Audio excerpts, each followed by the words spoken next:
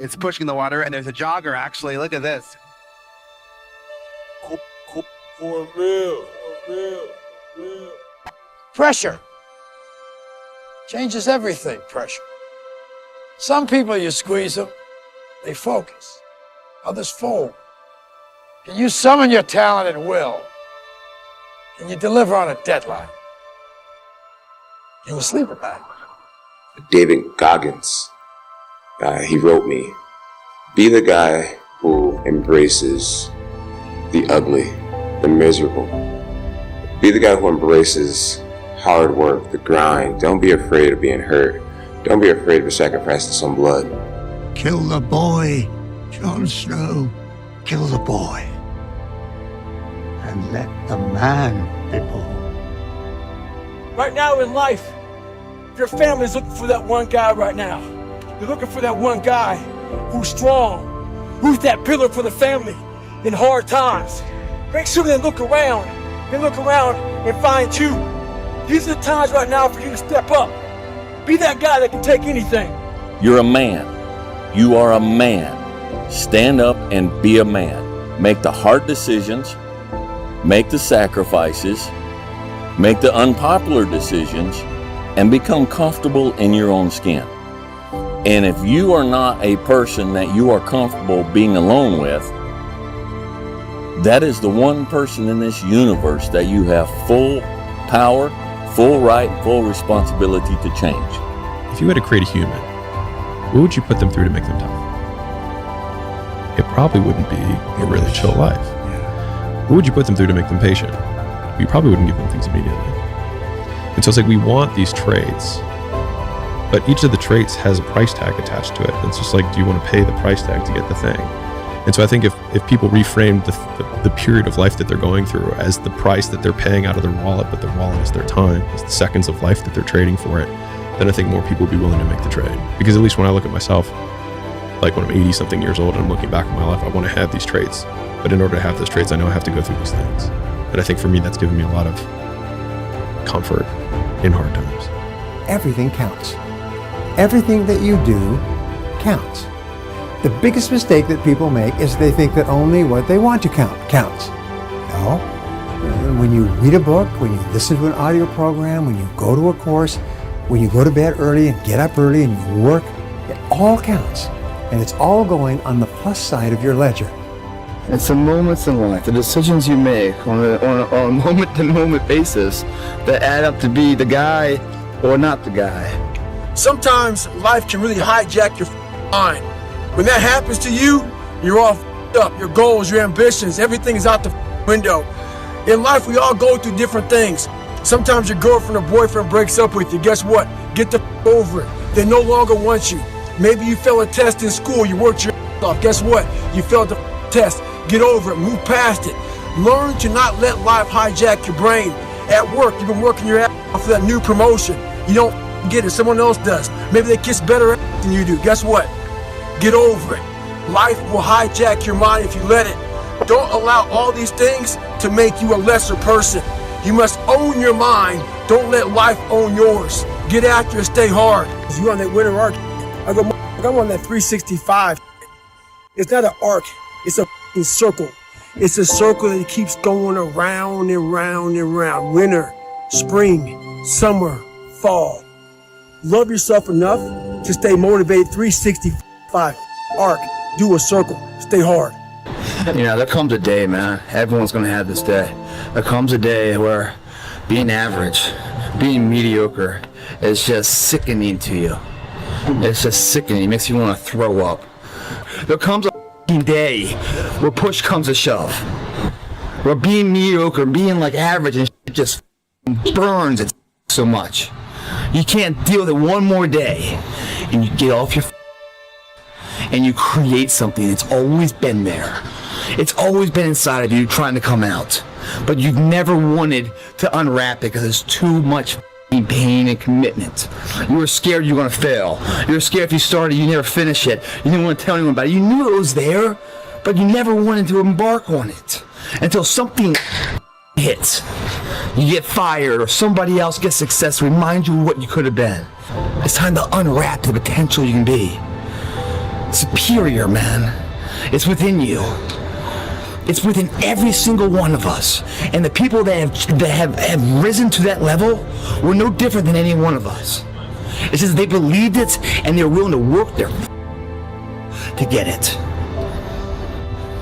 It wasn't about the potential. It wasn't about the genetics. It was about the perseverance. And it wasn't about being the hardest worker in the room. Sometimes you have to go beyond what you're feeling. You know, okay, this hurts, that hurts. We can just sit down and do nothing. Or we can see how far we can push the human body. The highest level winners do what? Your mind has to be stronger than your feelings. Your mind has to be stronger than your feelings. Think about every single one of them. Think about it. Really? Your feelings keep you in bed. Your mind tells you, get up. Every single day, your mind is one that tells you, get up. And your feelings like, an extra 30 minutes, just roll with it. Don't worry about it. What's the central part of your training? Is it running? Is it sparring? Or? Central part is dodging the nightclubs and the parties and the girls. You know the truth? And being in the bed by yourself at 9 o'clock at night. And if you can get by that, you'll make it. No, that's the truth. Now, I tell you the truth. Personal development is striving hard to become the kind of person that you want to be. And to become the kind of person you want to be, you've got to work at it. 10 years from now, you will surely become someone. The big question is, who? What are you becoming? And if you go to work on it now, sure enough, in a very short period of time, you can take on a new direction to become the kind of person you want to be. The pain that destroys you isn't this. It's later in life knowing you could have been more. And all that's left is you and the mirror and tears of a possibility left that you allow to die. Own your life, guys. You get every opportunity. There's no excuse not to be the hardest worker in the room. In all your endeavors, schoolwork, the gym, your career, your relationship, your name's attached to it. It's gotta mean more than anything. My personal goal is to squeeze every ounce of potential out of whatever I have. And I think that if you feel like you have potential left over, then it will eat you alive until you do something about it. Almost every successful person that I have ever encountered has gone through not a month or a year, but many years of doing work without reward, where they have to do things that other people find boring, and they have to sacrifice things that everyone finds interesting, that most people want to do during that entire season of their life. And they basically sacrifice a season of other things that they would prefer to do stuff that they would not prefer to do because of the one thing they want most. Why? We all ask why we should work this hard. Why take that many classes? Why go to school that many years? You know, why take the notes? Why read the books? Why work that hard? Why put yourself through the push-ups and the disciplines? Why? Good question, why? Best answer to why, I think, is the second question. Why not? Why not see how many books you can read, how many classes you can take, how many skills you can develop? Why not see how valuable you can become to the marketplace and to your friends and to your family? Why not see what you can make of yourself? Why not see how far you can go, how much you can see, how much you can earn, how much you can share? Why not? The thing is, man, it's always going to be a party. There's always going to be a time to celebrate and a time to join friends or a day that, I mean, the bars are always open. Always open. No matter how old you are, they're always open, you know? What's not always open is the opportunity to check the box in life. You know, achieve your dreams. That's not always open. Bad days create the story that I'm one day going to tell myself about what I got through. Yeah. You know what I mean? Yeah. Without the bad days, the story would be way more lame. There would be no glory in overcoming anything, because what did you overcome? Rest at the end, not in the middle.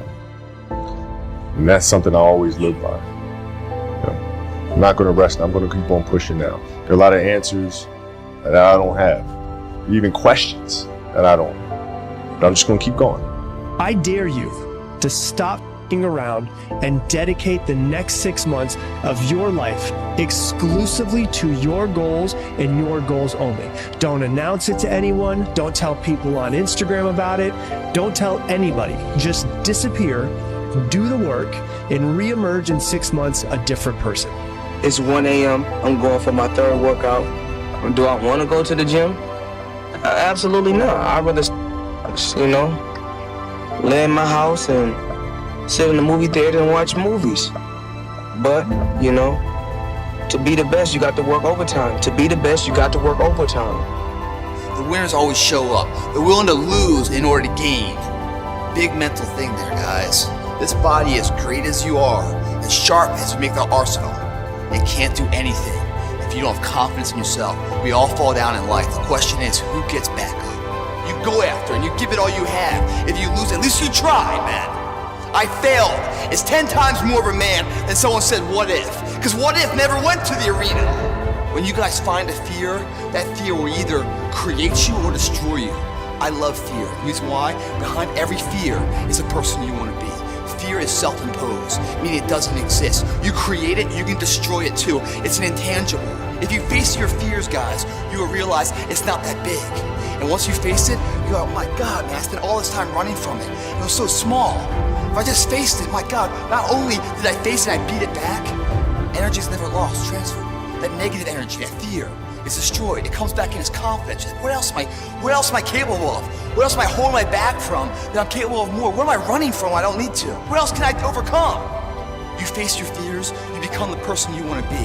You run from your fears, you're not living. You're alive, but you're not taking it into freedom. You're not running the day. The day's running you. You always be the servant, not the master, guys. There's no perfect way to live your 20s. You either live them up and become an underskilled 30-year-old, or you work them up and become an underlived 30-year-old.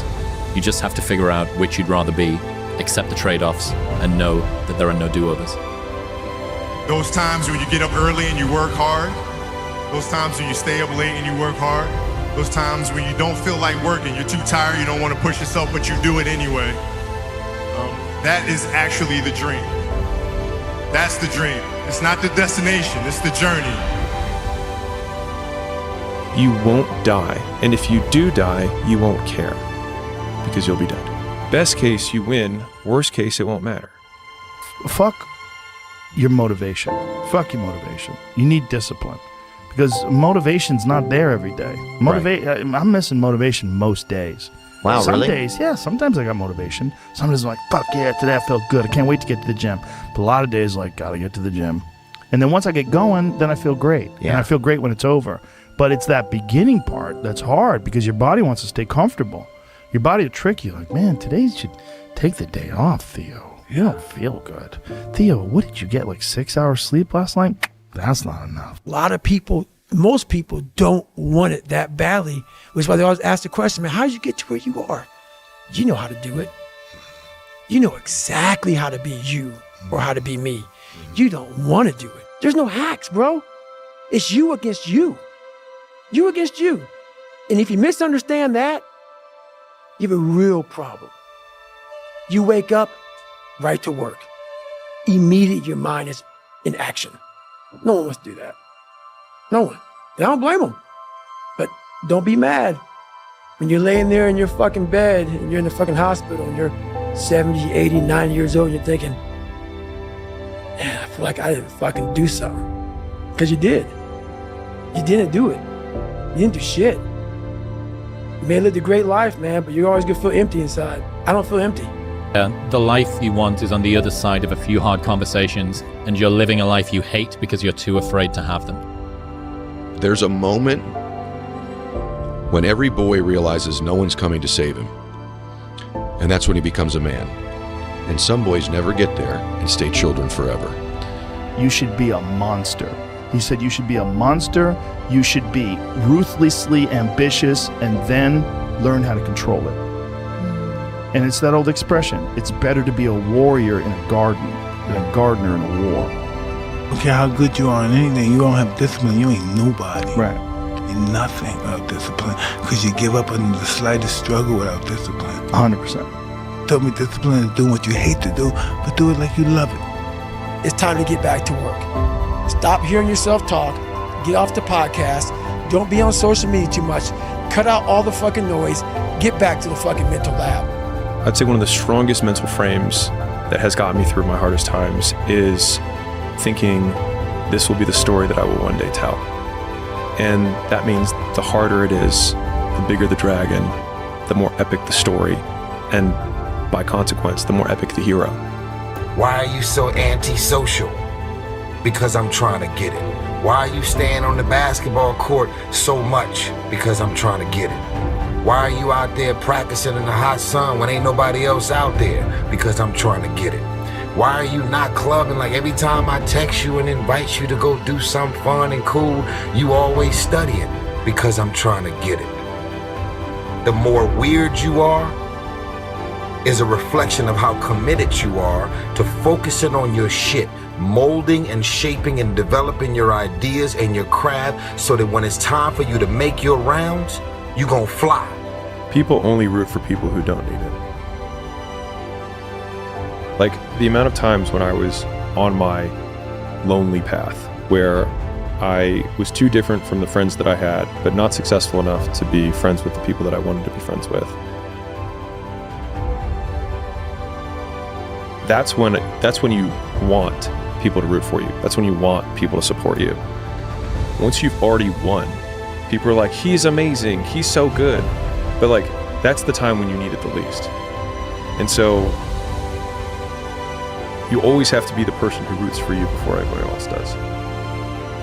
And it's usually a single clap in the auditorium for a very long period of time. It is a slow clap that's just you rooting for you. People struggle to do things alone. And the path of the exceptional person is one of an exception, which means that you are not with other people. And rather than fighting that or bemoaning it, see it as an indicator that you're on the right path.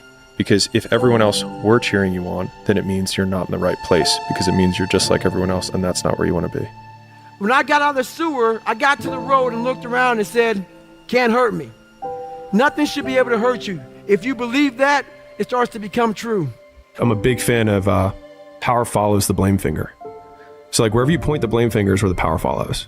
And so it's like if you point it at the government has the power. If you point it at your spouse and say like it's their fault that I'm not in shape, it's their fault, they never let me do anything, it's like, well, you're giving them all the power. And so it's like until you're like it's my fault, it also becomes my responsibility. What is? What if it's not your fault? It doesn't matter. And